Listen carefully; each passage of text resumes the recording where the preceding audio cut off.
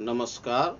आज physical science अर्थात रसायन विज्ञान के गैसीय समीकरण के बारे में जानेंगे और इस समीकरण में हमारे वैज्ञानिकों ने जो नियम दिया है उन नियम के बारे में भी जानेंगे। जैसे बॉयल ने अपने अनुसार उन्होंने जो नियम दिया है उसमें तापक्रम को स्थिर रखा गया है। चार्ल्स ने जो नियम दिया है उसमें दबाव को स्थिर रखा गया है। उसी तरह अवोगाड्रो का जो नियम है उसमें तापक्रम और दबाव दोनों ही स्थिर रहता है और मोल बढ़ने पर उसका आयतन भी बढ़ता है। ये चीज इसी समीकरण से पता चल जाता है। तो उस समीकरण को PV बराबर nRT कहते हैं। ये हम साबित करके आप लोग को दिखाना है। अर्थात आज हम बॉयल, चार्ल्स या अवोगाड्रो के जो नियम है उस नियम के बारे में सीखेंगे। आज हम जानेंगे गैसीय समीकरण के बारे में अर्थात गैस इक्वेशन के बारे में। किसी गैस की निश्चित मात्रा के आयतन, दबाव तथा तापक्रम में संबंध को व्यक्त करता है गैस समीकरण। किसी निश्चित मात्रा की गैस तापक्रम तथा दबाव में एक ही साथ परिवर्तन करने पर गैस के आयतन में क्या परिवर्तन होगा, इसे ज्ञात करने के लिए बॉयल, चार्ल्स का नियम, दोनों नियमों का सम्मिलित रूप को गैस समीकरण या गैस इक्वेशन कहते हैं। अब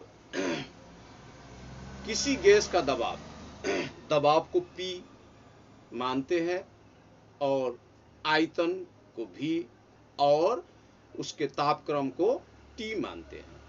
तो बॉयल्स के नियम के अनुसार क्या होता है, V के विलोम P बराबर T अर्थात जो तापक्रम होता है वो स्थिर रहता है।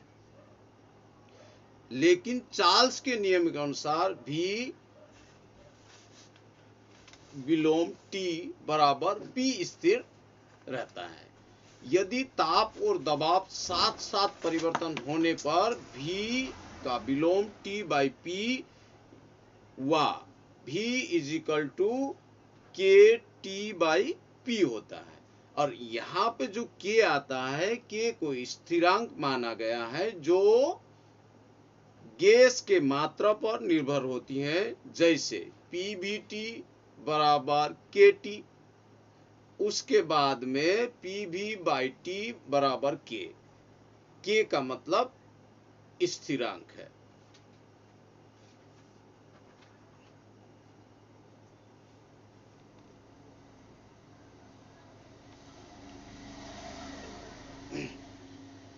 अतः गैसीय समीकरण से ज्ञात होता है कि किसी गैस के निश्चित मात्रा का आयतन और उसके दबाव के गुणनफल उनके परम तापक्रम के समानुपाती होता है। गैस स्थिरांक K गैस की मात्रा पर ही निर्भर करता है। PV बराबर KT को आदर्श गैस समीकरण आइडियल गैस इन्वेंशन कहते हैं।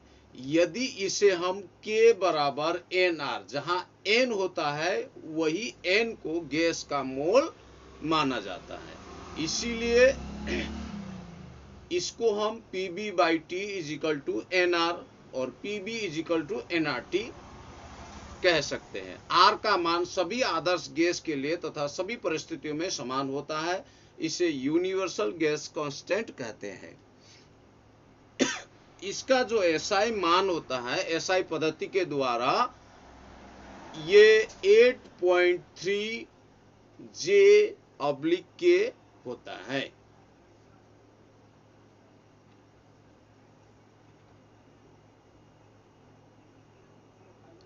अब दबाव के बारे में जानते हैं। P1, V1, T1 अर्थात ये शुरुआती दबाव है। उसके बाद में P2, V2 और T2 ये जो है ये अंतिम दबाव है। आदर्श गैस समीकरण आइडियल गैस इक्वेशन साधारण तौर पर सभी गैसीय नियमों तथा बॉयल का नियम, चार्ल्स का नियम एवं एवोगैड्रो का नियम के संयोजक अर्थात उसको आदर्श गैस समीकरण ही कहते हैं। वे गैस जो Pv बराबर kT गैसीय समीकरण के पूर्ण रूप से पालन नहीं करते उन्हें वास्तविक गैस अर्थात रियल गैस, हम उसे रियल गैस कहते हैं। जो इस नियम को पालन नहीं करते उन गैसों को हम वास्तविक गैस कहते हैं, जैसे hydrogen, oxygen, nitrogen, carbon dioxide, sulphur oxide, ammonia आदि। ये है वास्तविक गैस।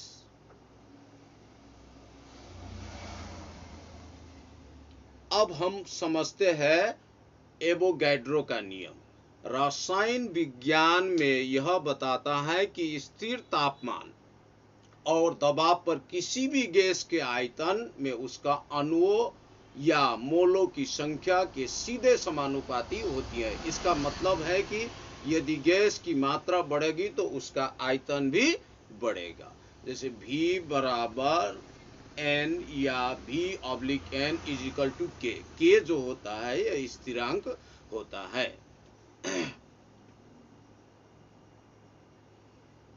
अब हम यहाँ जानते हैं बॉयल्स का जो नियम था उसमें तापक्रम जो है वो स्थिर रहता है, और चार्ल्स का जो नियम था उसमें दबाव स्थिर रहता है, और एवोगाड्रो का नियम उसमें है तापक्रम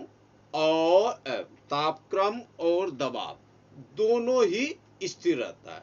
मोल बढ़ने पर आयतन बढ़ता है। इन तीनों को मिलाने पर भी उसका विलोम होता है NT/P। हमें आदर्श गैस समीकरण इसी तरह मिलता है। आदर्श गैस समीकरण का फॉर्मूला होता है PV = nRT।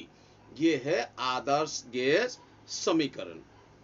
और गैसों में जो LPG होता है वो होता है, LPG को हम क्या कहते हैं? Liquid petroleum gas. ठीक है, इसको हम इस नियम के अंदर में शामिल नहीं करते हैं। तो आज के लिए गैस के बारे में बस इतना ही। फिर हम दोबारा पढ़ेंगे इसके बारे में डिटेल्स में।